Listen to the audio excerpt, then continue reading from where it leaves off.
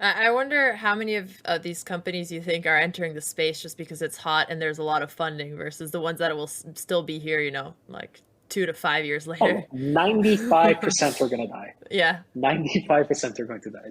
Yeah. Uh, But yeah, there's also entertainment in watching companies die too.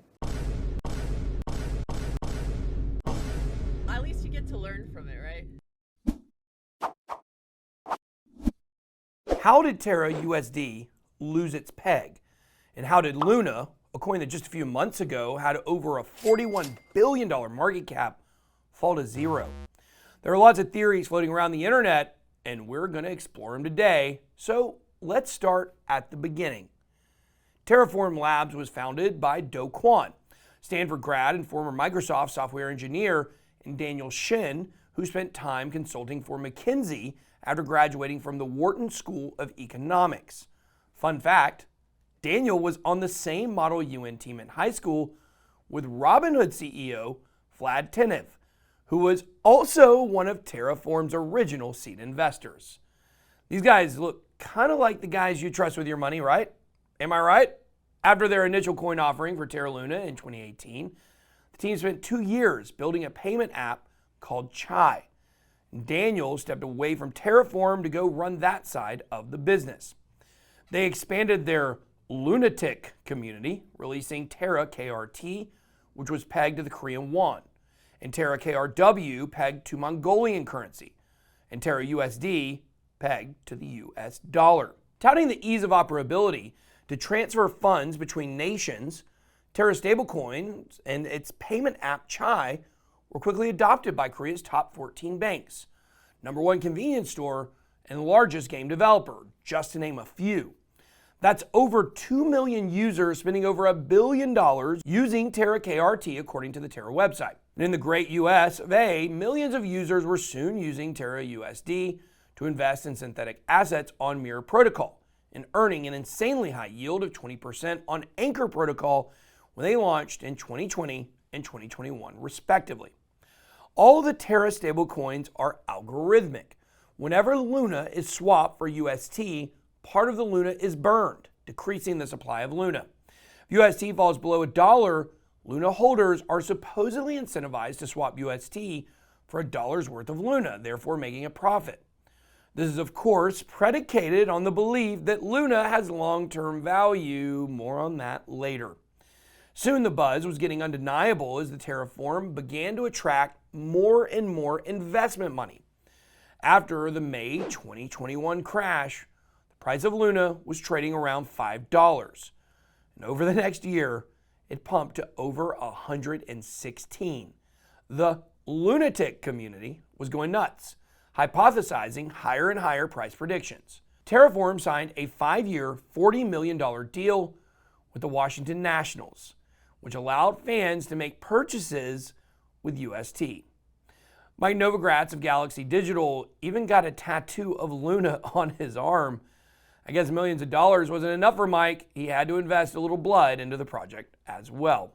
But while Diamond Hands were tweeting they'd never sell their Luna bags, some were worried that Terra's algorithmic stablecoins weren't exactly stable.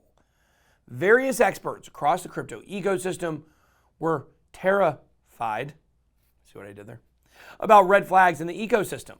First, 2/3 of the demand for UST was coming from Anchor Protocol. And remember, that's their in-house lending platform. And lending demand was way higher than borrowing demand, which means that lots of people wanted to lend out their UST and earn those sick 20% returns, but not that many wanted to actually borrow UST.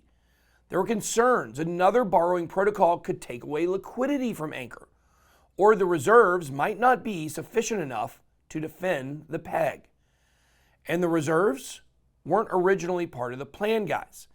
That was something Terra added after the fact, which suggested that their original ecosystem maybe wasn't sufficient enough to defend the peg. Not good. Many were concerned what would happen if there was a run on Luna, especially since Do Kwon had an evil genius plan to try to eventually hold $10 billion worth of Bitcoin in the reserves, saying that then the failure of UST is equivalent to the failure of crypto itself. Basically, Do Kwon wanted to take all of crypto hostage to support the UST peg. But instead of listening to these valid concerns, Do Kwon actively mocked anyone who doubted him, despite the fact that it later came to light that Do Kwon already tanked a failed stablecoin back in 2020. So really should have been asking for all the help he could get. So we set the scene for you guys. The end of March of 2022, the Luna Foundation guard begins. So he starts buying Bitcoin to fund the reserves of back UST. And on April 1st, Terraform announced a partnership with Frax Finance, creating a curved stablecoin pool called 4Pool. This was Do Kwon's attempt to disrupt the DAI stablecoin by moving activity away from another curved stablecoin pool called 3Pool. This is important because about a month later, on the infamous day of March 8th, the Luna Foundation guard moves $150 million worth of UST into 4Pool, thereby majorly decreasing the liquidity in 3Pool, leaving the vulnerability and leaving themselves open to attack. Meanwhile, an unknown attacker, more on that later, had borrowed 100,000 Bitcoin from Gemini, something that, of course, Gemini has denied, despite the transaction being in their order books. But they were quietly swapping a quarter of that Bitcoin for UST. Many are speculating that the attacker sold some of the borrowed Bitcoin to Do Kwon in exchange for UST, but this is not 100% confirmed. When the Luna Foundation guard pulled the liquidity, the attacker used part of their billion-dollar position in UST to drain the curve liquidity, starting to depeg UST, which hits about 0.972. Not completely depegged, but enough to rattle the community. The Luna Foundation guard starts selling their Bitcoin to defend the peg, and then the attacker sells the rest of their UST on Binance, causing everyone to panic sell their remaining UST. The whole chain gets congested, and the centralized exchanges suspend withdrawals of UST. But this just turns the panic selling into a full-on bank run. Run! I will not give up, no! But now we have Bitcoin free falling 25%, and the panic gets more and more intense. People are liquidated. UST completely loses its peg, and Luna swan dives off a cliff, eventually going to zero. After days of silence, Do Kwon finally made a statement basically confirming UST has lost confidence and is dead. But he still thinks there's an opportunity to repair the Luna community, plans to reimburse holders of Luna and UST. Hopefully, he won't be reimbursing them with another algorithmic stablecoin. But all jokes aside, here's the thing, guys. I know it's fun to sit here and go through all the drama, especially if you weren't holding Luna or UST the last couple of days. But people's lives were ruined in a week. There's been reports of suicide. Do Kwon's wife had to ask for police protection because people have been showing up at their house. This is nuts and must end. Now, we're still not 100% sure who took advantage of this situation. Some have suggested it was Justin's son because he put out a slightly sketchy tweet just a few days before. But that doesn't really make sense because he's launching his own algorithmic stablecoin. So why would he do something that could potentially delegitimize algorithmic stablecoins right before his launch? He wouldn't do that. Could have been a whale who didn't like Do Kwon's evil genius plans to hoard Bitcoin. But I think the only people ruthless enough to take down an entire blockchain ecosystem and ruin millions of people's lives in the process are BlackRock and Citadel. Now, they've, of course, denied that they were involved. But I keep telling you guys, these hedge funds don't care how much irreparable damage they do to ordinary people. As long as they make a profit, they'll be laughing all the way to themselves. I mean, the bank, while you struggle to pay your mortgage, feed your family. They are vampires on the world's economy, and they must be stopped. You know, the Fed is just going to use this as another excuse to regulate stablecoins. On Thursday, Janet Yellen asked lawmakers for a consistent federal framework on stablecoins to address risks. Pretty convenient timing. The Fed has been chomping at the bit to regulate stables. They already cracked down on BlockFi and Celsius. Now the third largest stablecoin gets sabotaged in a week.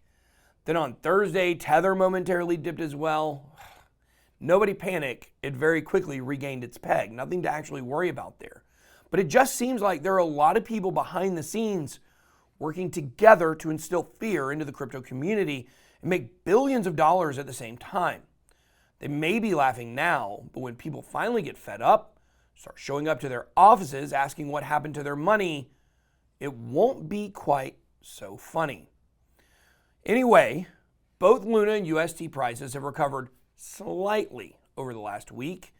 By slightly, I mean Luna's basically a meme coin right now. It's nowhere near the all-time high, but Binance and FTX did relist Luna, and the hopium seems to be alive on Twitter. Do you think people are just playing with Luna's corpse to make a quick buck, or could Luna recover? Who do you think attacked Luna and UST?